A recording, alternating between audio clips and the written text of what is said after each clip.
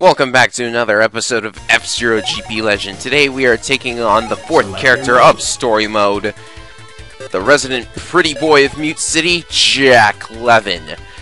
Voiced by an American with a very bad forced Australian accent in the TV show. Seriously, you've got to listen to this guy talk for 5 seconds. It's hilarious.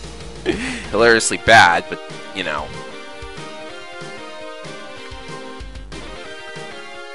Fun fact, Dr. Stewart was voiced by Dan Green in the TV show, and that is awesome! What's your problem? Well, your problem is your machine sucks, Jack.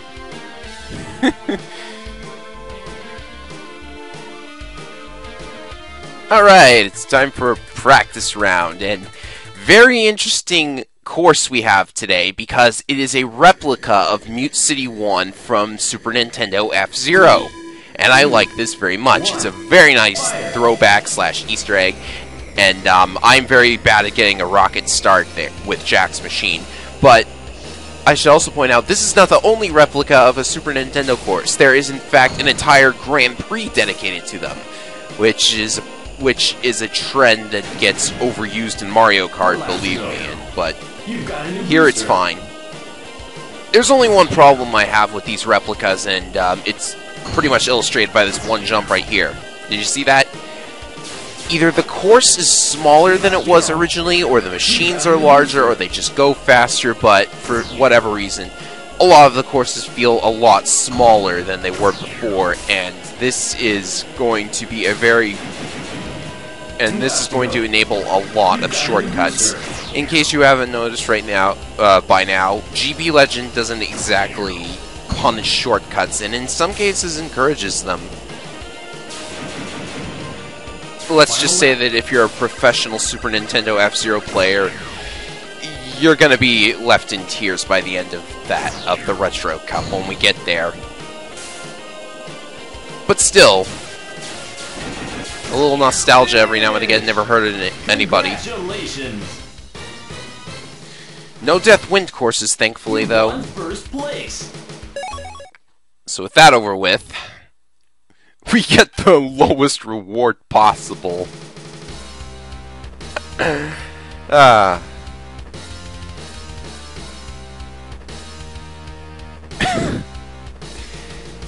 I hate Jack's storyline because he's just, like, so emo about how he's not a really good racer anymore, or whatever.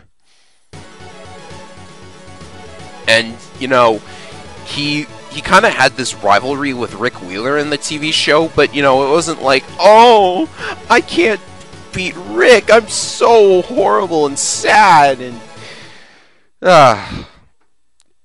Coming up next is the Silence race from Jody's story. Same deal. You know, I'm just letting you know right now.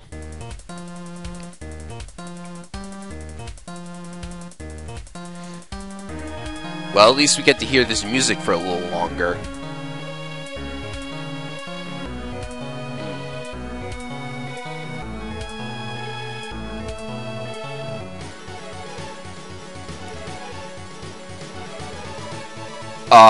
Doctor, that's not your machine, that's Jack's machine. So, apparently somebody tampered with our machines. Beat Michael Shane in this race using a faulty machine. Yeah, when we get started with this race, you will... 3, 2, 1... I just want to say, does it look like my machine's controlling any better or worse than it was in the previous race? Because it kind of doesn't, you know? I don't know what's faulty with my machine right now. It seems to be working fine. Is there no boost? Well, we won't know that until the second lap, really. Yeah, I can still boost. So what exactly was the problem that they were making such a big deal about? I don't really get it, but, you know. So I should talk about Jack Levin's machine, the Astro Robin. It is very similar to the White Cat. I think it's a little faster, but it just turns slightly less better. Either way, it can still make this jump right here very nicely. And we're going to have... 2 laps to go. And we're going to pretty much destroy the competition once again because of that shortcut. Yeah. So I hate to say it, but Jack Levin's story is very much feels like a clone of Jody's story. Pretty much. I don't get it. What's faulty about my machine right now? It doesn't seem to be able to pass 1150 kmh. Huh. Oh well. Finish! Great! You won first place. Like it was possible to win anything but first place.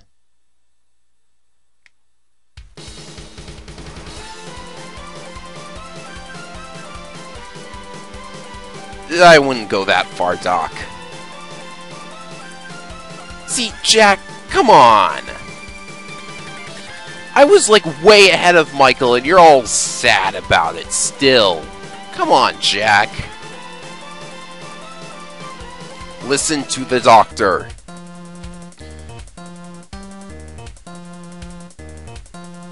What, you didn't see her in the race, Jack?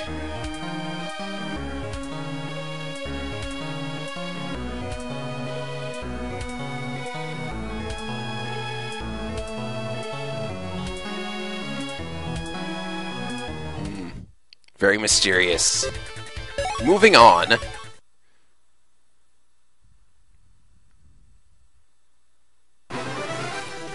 Behold, the only appearance in all of story mode of Mr. EAD.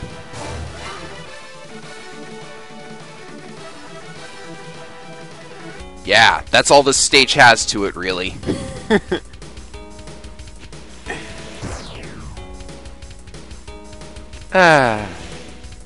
Now we get to chase after Blood Falcon again.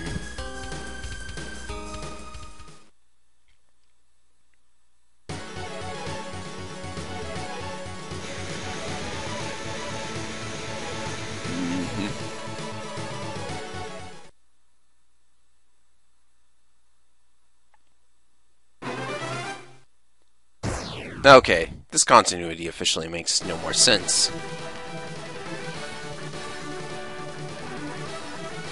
So we have an actual unique mission objective here, and that's to destroy Blood Falcon's machine by the goal. By the time we reach the goal. You've got a new booster. And you know, it's been a while since I've actually used the side attack to destroy anybody's machine, so this is actually very nice. Just gotta wait for him to catch up. And he's dead within the first 15 seconds. I'll be right back. I need to go to the bathroom.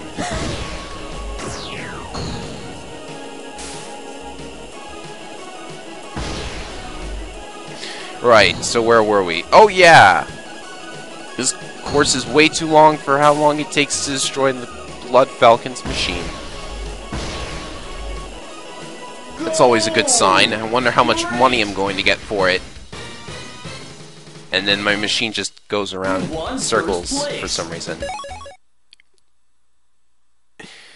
Wow, only slightly more than the first stage's bounty.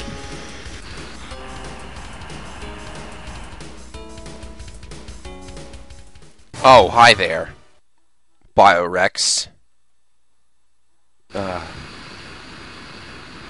Biorex again. He must be getting paid to do this. Like, that's all Biorex is good for, apparently. He also has no dialogue. And we're going to get the exact same cutscene again with the slap and the race and the big blue theme, etc. Yeah, we know how this goes.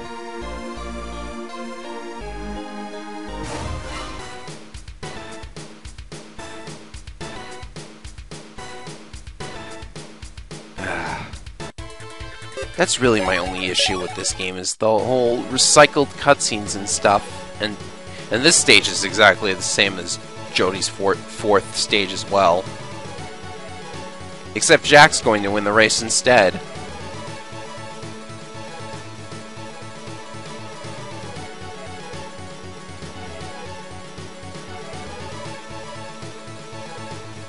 Also, I hate this mugshot. It looks like a cardboard cutout of Jack, and it just looks kind of weird.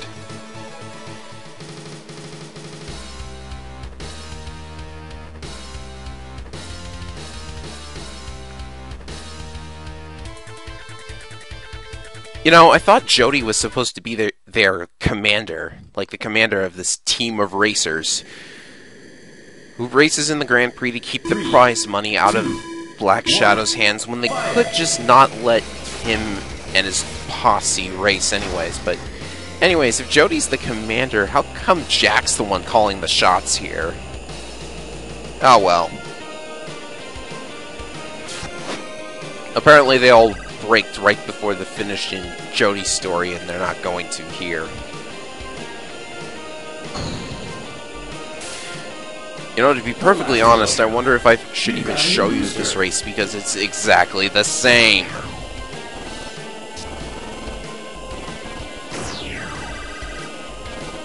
Yeah.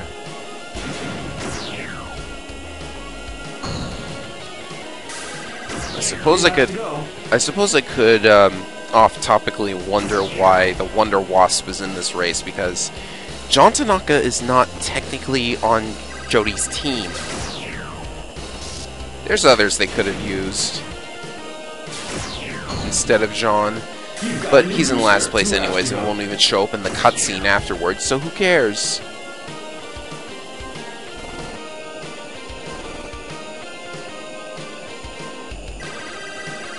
Am I at the finish line yet?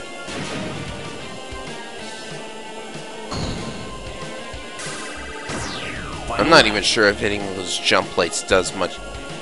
You know, what is the point of that jump plate, now that I think about it? It doesn't really let you do anything with it.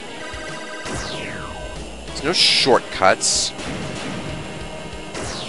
You can't really jump over anybody else because they're so slow anyways. Wonderful. So going to use a faster machine in the actual Grand Prix race. Oh, and we get the lowest possible reward for that, too.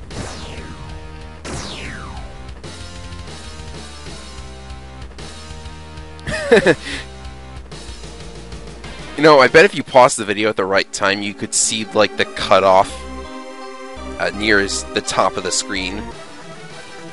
Where, like, the image cuts off. You know, look carefully and you'll know what I mean.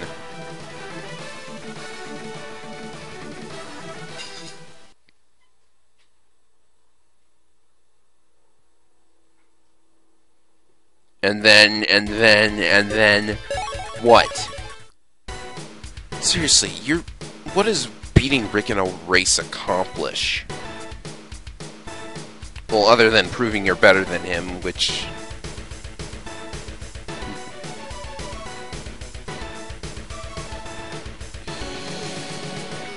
I guess that's the ultimate reward, knowing you're better than your old buddy.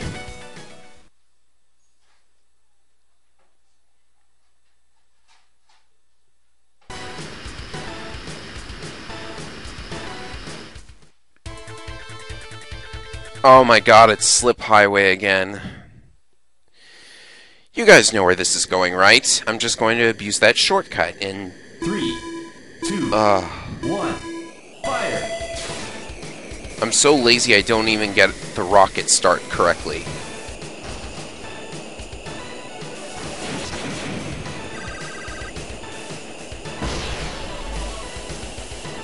Yep, just gotta take the shortcut 5 times and we win. So much for Jack's story being interesting. Now, I can tell you that the remaining 4 storylines will at least 4 laps to go. Be somewhat interesting, because Samurai Goro's storyline is going to be up next, and that's got a couple of interesting things to it. Not really, considering GP Legends low difficulty, but who knows? For now, I'm just going to rock out to the Big Blue theme. 3 laps to go. Nowhere near as good as the one in GX. And I know that's obvious because they only had a GBA sound processor to work with, but I'm going completely off the rail now. Speaking of off the rail... Oh, wait, oh god! Oh no. You saw nothing. Pretend that did not happen, and I actually decided to skip the rest of the race because it would be boring anyways. You won first place. Oh dear, I'd better get a good reward out of this. Oh, look at how many times I have to replay that in order to max out Jack's money.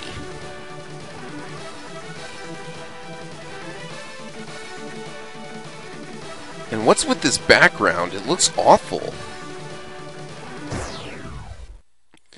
And we get the same cutscene as before. I don't even know why I'm pausing to read all of this.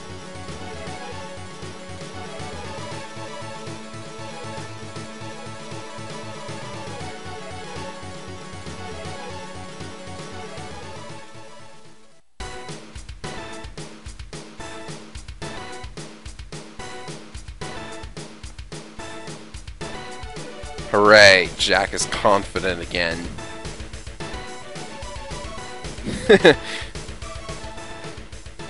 That's actually a slightly fulfilling ending. Very nice.